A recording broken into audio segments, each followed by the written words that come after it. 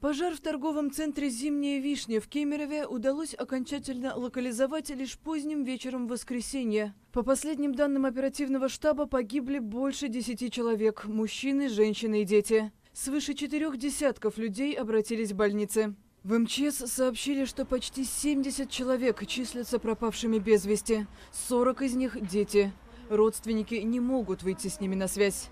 На данный момент 20 психологов работают с 17 родственниками, я имею в виду, которые обратились и говорят, что они не могут связаться со своими детьми или взрослыми людьми, которые по их данным находились в этом торговом центре. Пожар начался в воскресенье днем на 4-м этаже комплекса, где располагались кинозалы, детские игровые комнаты и контактный зоопарк. Сигнализация не сработала. Люди в панике пытались выбраться из здания.